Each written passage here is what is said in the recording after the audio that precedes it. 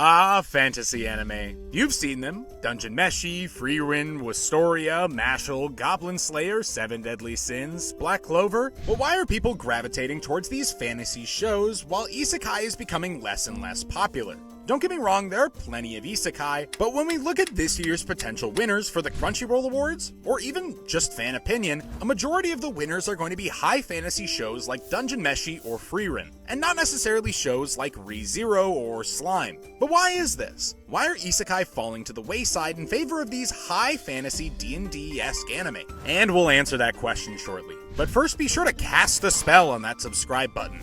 Personally, I set the subscribe button on fire! So, why are people gravitating towards high fantasy anime over Isekai? Don't get me wrong, I loved the latest season of Slime or ReZero just as much as the next person, and I'm excited to see more of what they do in the future. But they're each merely a continuation of established series, whereas new Isekai have not been reaching the same peak, and even many of these continuations remain unsuccessful for one reason or another. So, in a way, it feels like the end of an era for Isekai, only for high fantasy to take its place. This is because functionally, they're not all that different. An isekai is a story where your main protagonist is reincarnated from their normal boring life to another world, typically one filled with magic, fantasy, and sometimes adventuring with a party. Now, high fantasy is basically the same thing, with plenty of magic, fantasy, and adventuring, but without the whole dying and being reborn part. So it makes sense that they would be interchangeable, but what's provoking the change? Well, it all starts with the decline in isekai's quality. Most anime fans can point out one common fault of the genre: overplayed tropes, poorly developed worlds, and weak character development. But all of these issues stem from one problem plaguing the genre: oversaturation. If you haven't noticed, there have been a lot of isekai. So much in fact that it typically takes up a majority of new anime and manga every year. And we can actually pin this on one person. Sorry, did I say person? I meant website. You're looking at Shotsetsuke ni Naro, or essentially Japan's version of Wattpad. But unlike Wattpad stories that are either horny love stories or fan fictions, Shotsetsuke ni Naro features horny love stories, fan fictions, and isekais. Jokes aside, this platform is a breeding ground for all of your favorite isekai. Overlord, ReZero, Rising of the Shield Hero, Mushoku Tensei, Reincarnated as a Slime, The Eminence in Shadow, all started as stories on this site. But for every popular show that makes it through, there are 50,000 others that offer the same hot garbage with a slightly unique take, like being reincarnated as a vending machine, spider, pig, bear, sword, and the list goes on. With many of these shows just being lazy attempts for producers to turn a profit. And when you consider international audiences account for 51% of their earnings and a pre-established isekai audience base, it becomes pretty easy to at least break even, allowing producers to continue to churn out more bad anime until they get the next ReZero. But just because there's a lot of bad isekai, why does that mean that high fantasy will suddenly become popular? Because the United States loves anime. Let me explain. North America has recently become the fastest growing market in the world for anime, generating 16% of the genre's total revenue, which makes sense when you consider that merchandise and streaming are anime's primary sources of revenue. Get it? Cause, capitalism or something? Social commentary! Now, obviously, Japan will always be number one with 40% of the global market and remain an anime producer's priority. But with the United States and the rest of North America being the next largest and fastest growing market, it only makes sense for producers to start catering towards American taste as well. And no, that doesn't mean that we're going to get an anime where every character is like Bandit Keith or Stars and Stripes, even though that would be freaking hilarious. But what it does mean is that when anime producers are deciding what manga to adapt next, they'll be taking the United States taste more and more into consideration. And what has recently experienced a meteoric rise in North America? D&D! Like anime, D&D has become mainstream in the United States due to a variety of factors. You've got shows like Stranger Things that heavily feature the game, introducing a whole new generation to the world of tabletop role-playing. Then of course, you've got the massive success of the D&D web series like Critical Role and Dimension 20. Critical Role even has an animated show of its own called The Legend of Vox Machina,